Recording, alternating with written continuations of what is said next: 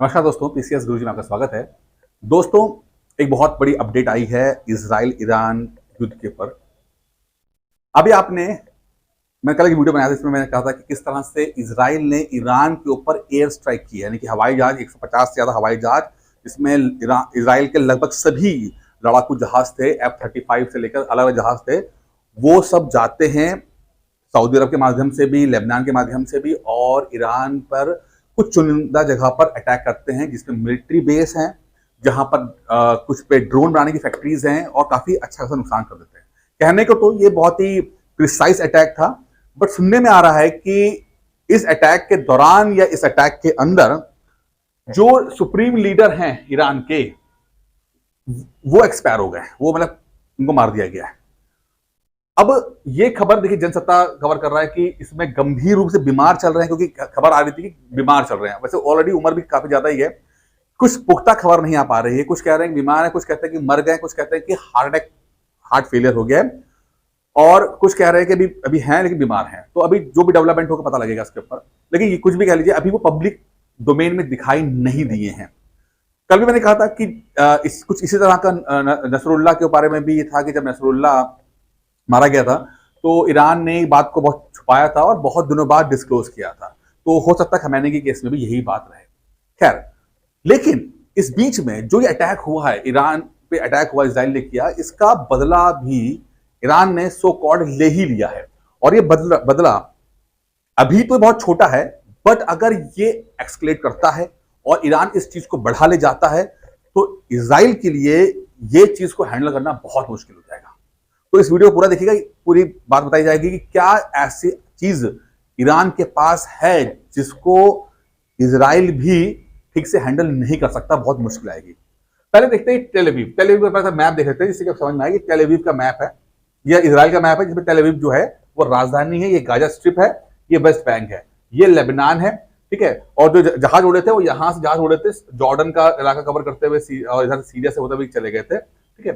Tel Aviv के अंदर जो कि राजधानी है, इसराइल की इंटेलिजेंस सर्विस मोसाद का हेडक्वार्टर है। आपको पता है मोसाद बड़ा फेमस एजेंसी है। उस मोसाद के हेडक्वार्टर के ऊपर एक अटैक हुआ है, जिसे आप देख रहे हैं। एक अटैक हुआ है, एक इजरायली ट्रक जो है वो वहां चला गया और बहुत ज्यादा। तो इस मोसाद का हेडक्वार्टर है, पास में बस स्टैंड था, वहां पर एक ट्रक जो है गया और उसने धमाका कर दिया और एक व्यक्ति मर गया, कुछ लोग इसमें घायल हो गए। अब ये व्यक्ति जो था, जो कि इजरायलियन ही था, बट अरब इजरायलियन था। आप बोलोगे ये अरब इजरायलियन कौन होता है?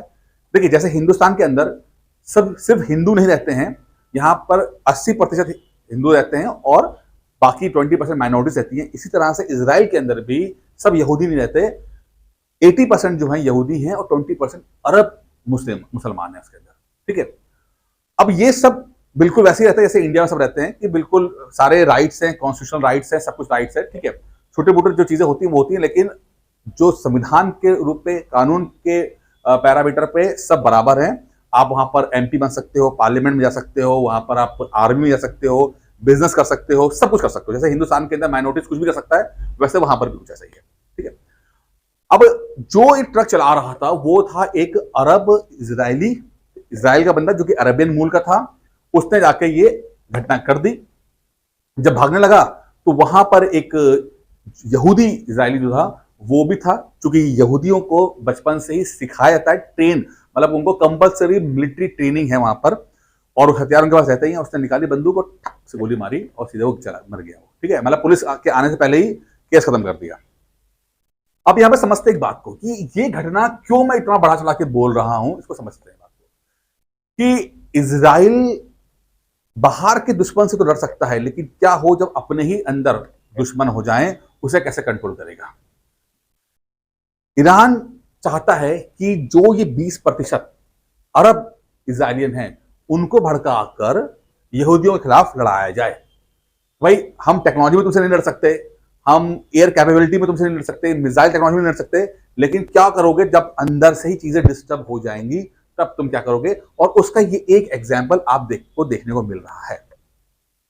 अगर ये चीज करने में कामयाब हो जाता है तो इसराइल के लिए बहुत मुश्किल होगा, और मैं कहूंगा अगर ठीक से हैंडल नहीं कर पाए इसराइल वाले तो ईरान बिना युद्ध लड़े ही इसराइल को हरा सकता है। तो ये बहुत चिंता का विषय है इस चीज को लेकर। अब यहाँ पे एक थोड़ा सा और मैं गहरी बात करता हूँ, थोड़ा सा और एक स्टेप आगे लेके जाते हैं कि यार ये हम हो क्यों रहा है, ये सब चीजें क्यों हो रही हैं। अब क्यों लगता है कि सिर्फ क्या ये फिलिस्तीन के लिए हो रहा है? नहीं, फिलिस्तीन के लिए नहीं हो रहा, सिर्फ फिलिस्तीन के लिए नहीं हो रहा। फिलिस्तीन तो एक बेचारे बलि का बकरा बन के रह गया, ठीक है। इसको यहाँ पर आप देखिए कि ये पावर टसल है जो पिछले 1500 साल से चली आ रही है शिया और सुन्नी के बीच की, ठीक है। अब शिया और सुन्नी क्या है? ईरान है शिया, सऊदी अरब है सुन्नी। कौन सच्चा मुसलमान, इसकी लड़ाई चल रही है, ठीक है। और कौन मिडिल ईस्ट पे डोमिनेट करेगा, कौन पावर रखेगा, इसकी लड़ाई चल रही है। दोनों ही ग्रुप, ईरान हो चाहे सऊदी अरब हो, दोनों ने अपने अपने प्रॉक्सीज अपने अपने तरीके से एक दूसरे को प्रेशर करना शुरू करते हैं, और लगातार युद्ध चलता ही रहता है। और ये युद्ध पिछले 20-30 साल से चल ही रहा था। सऊदी अरब और ईरान का एक दूसरे को देखना पसंद नहीं करते हैं, लेकिन ईरान ने एक स्ट्रेटेजिकली बहुत स्मार्ट मूव किया, और कहते ना कि वो चाणक्य नीति वाला काम किया कि सीधे तरीके से ना वार करो, ऐसा करो कि मतलब जो है वो चारों खाने जो चित हो जाए दुश्मन आपका। तो कुछ ऐसा ही किया जब ईरान ने एक स्ट्रेटेजी बनाई कि क्या हो कि उसके दो दुश्मन आपस में भिड़ जाएं।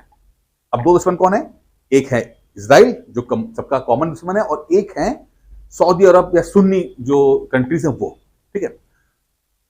अब अगर ये आपस में लड़ जाते हैं तो जो भी नतीजा होगा, चाहे इजराइल हारे तो भी इसको फायदा है, सऊदी अरब कमजोर पड़े और सुन्नी कंट्रीज कमजोर पड़े तो भी ईरान को फायदा है। तो विन एंड विन सिचुएशन जो है वो होगी ईरान की। तो इसके लिए एक स्ट्रेटजी बनाई गई, और स्ट्रेटजी में क्या किया गया कि ऐसा करते हैं कि हम इजराइल को भड़काते हैं, और जब वो भड़क जाएगा, मामला हाथ से निकल जाएगा, तो मजबूरी में जो सुन्नी कंट्रीज हैं वो उनको युद्ध में इन्वॉल्व होना ही पड़ेगा। और जब ये इन्वॉल्व होंगे तो फिर जबरदस्त लड़ाई होगी, चाहे इजराइल खत्म हो जाए तो भी अच्छा है, तभी हमारी वाह वाह है, और इजराइल अगर बाकी को हरा दे तो भी अच्छा है, तब हम बचेंगे, हम ही पावरफुल रह जाएंगे। इसीलिए जो ईरान ने कुछ प्रॉक्सीज बनाए, आपका हमास को तैयार किया, उसने हिजबुल्लाह तैयार किया, हूती को तैयार किया, और लगातार इजराइल को पर प्रेशर डालना शुरू किया, और कम से कम ये ध्यान रखिए, देखो हम हैं सच्चे मुसलमान, हम हैं सच्चे मर्द, हम यहूदियों से लड़ लेंगे, हमें कोई दिक्कत नहीं है। और टीज करना शुरू किया सऊदी अरब को कि देखो तुम तो कुछ कर नहीं पाते हो, तुम्हारे तो बस की बात नहीं है, तुम तो बिक गए हो, असली मुसलमान हमें, हम लड़ेंगे, हम फिलिस्तीन लड़ेंगे। फिलिस्तीन से मतलब किसी को नहीं है, मुसलमान से होने से मतलब नहीं है, सिर्फ पावर टसल है, पावर ग्रैबिंग की लड़ाई हो रही है यहाँ पे। और लगातार टीज कर रहे हैं, जबरदस्ती इजराइल से पंगा ले रहे हैं। इजराइल और ईरान की दूरी लगभग 2000 किलोमीटर दूर है, कोई मतलब नहीं एक दूसरे से, ठीक है। बस टीज करना, तंग करना, ठीक है।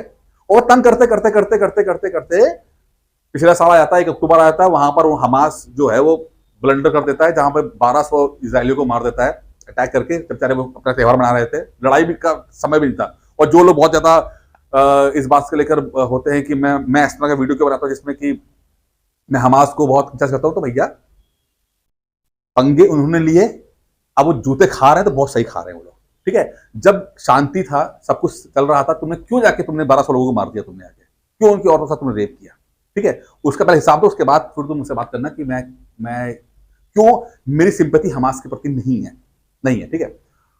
अच्छा, अब क्या है कि ये जो बवाल हुआ, पहले 1 अक्टूबर 2023 का बवाल हो, उसके बाद इजराइल ने लड़ना शुरू किया, हमास को मारा, उधर फिलिस्तीन को मारा, उधर से जो है नसरुल्लाह को मारा और हिजबुल्लाह को मारा, हूती को मारा।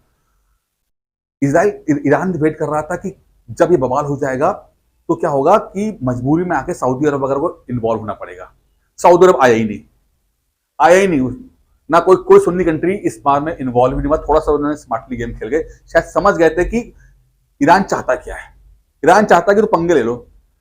मोहम्मद बिन सलमान जो कि सऊदी अरब के क्राउन प्रिंस हैं, उन्होंने पहले बोले थे देखो हमसे मतलब नहीं लड़ाई रखने से, वैसे भी आम जो सऊदी अरब का निवासी है उसको फिलिस्तीन से कुछ इतना लगाव नहीं है, और ना वो जानता है, ठीक है। हम सिर्फ फ्यूचर देख रहे हैं, फ्यूचर में क्या हो रहा है बस उसको देख रहे हैं, हमारी जनरेशन फ्यूचर को देख रही है। ऑलरेडी बहुत समय और पैसा बर्बाद कर चुके हैं, अब हमारा अपना भविष्य देखना है। ऑलरेडी तेल खत्म हो चुका है, गैस खत्म हो चुकी है, अगले 50 साल के अंदर अगर कुछ नहीं किया तो हम वैसे ही खत्म हो जाएंगे, सड़क पे आ जाएंगे, ऊंट पे फिर खजूर बेचेंगे और कुछ नहीं होगा हमारा। तो मोहम्मद बिन सलमान तो किनारे हो गए, देखा जाए कि सारे और भी सुन्नी कंट्रीज किनारे हो गए, अब बचा ये आपका ईरान। और ईरान फिर अब ये जूते खा रहा है इसराइल से। इसराइल ने पास में आकर दिखा दिया कि तुमने जो पंगे लिए, तुम्हारे बैलिस्टिक मिसाइल हमारे पास आए, कुछ इधर उधर गिरे, कुछ हुआ, लेकिन हम तुम्हें 10 मिनट में निपटा सकते हैं। वो इसने एक बार अपना ट्रेलर दिखा दिया। लेकिन मैं फिर कह रहा हूं, ये सब तो चलो ठीक है, जो हुआ सो हुआ, लेकिन इस चीज ने फिर दिखा दिया है कि अगर ये अरब मुसलमान जो कि इजराइल में रह रहे हैं भड़क जाते हैं, अभी तक तो नहीं भड़के, अभी तो प्यार से रह रहे हैं, ठीक है, भड़का देता है ईरान, तो फिर इजराइल को दिक्कत आएगी, फिर समस्या आएगी, क्योंकि इंटरनल सिक्योरिटी जो है वो हमेशा बड़ी कॉम्प्लिकेटेड होती है एक्सटर्नल सिक्योरिटी से, ठीक है। तो फिर इजराइल जो कि अभी तक एक्सटर्नल वॉरफेयर में बहुत एक्सपर्ट है, क्या इंटरनल कॉन्फ्लिक्ट को भी हैंडल करने में इतना मजबूत है, ये वक्त बताएगा। लेकिन ईरान ने अपना दूसरा पत्ता चल दिया है, इंटरनल कॉन्फ्लिक्ट को क्रिएट करना शुरू कर दिया है। अब भविष्य में क्या होगा ये तो वक्त बताएगा। फिलहाल एक चीज और है, जो आपका खमैनी साहब हैं, इन्होंने ट्विटर यानी एक्स के ऊपर एक अकाउंट बनाया जो कि हिब्रू भाषा में था।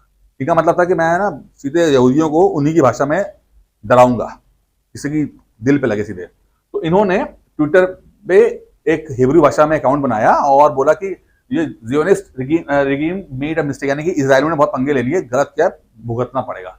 जैसे उन्होंने धमकी दी वैसे ही एक्स वालों ने इनका अकाउंट सस्पेंड कर दिया। जो भाई क्रिश्चियनों यहूदियों का ही तो टेक्नोलॉजी है, ठीक है, अब उन्हीं की टेक्नोलॉजी पे करके उन्हीं को गालियां दे रहे हो, मतलब अजीब कॉमन सेंस है। तो पहले आप अपना टेक्नोलॉजी बनाइए, आप अपना ट्विटर बनाइए, यूट्यूब बनाइए, उसके बाद जाके फिर आप गालियां दीजिए, तब शायद आपको दे पाएंगे, नहीं तो ऐसा तो काम चलेगा नहीं कि आप उन्हीं की टेक्नोलॉजी पर, उन्हीं के अकाउंट पे, उन्हीं के प्लेटफॉर्म पे खड़े होकर उन्हीं को गालियां दे रहे हो, ये तो नहीं हो पाएगा, ठीक है। और इनका अकाउंट जो है वो सस्पेंड हो गया है। फिलहाल इतना ही है आज की वीडियो में, और फिर मिलते हैं, धन्यवाद।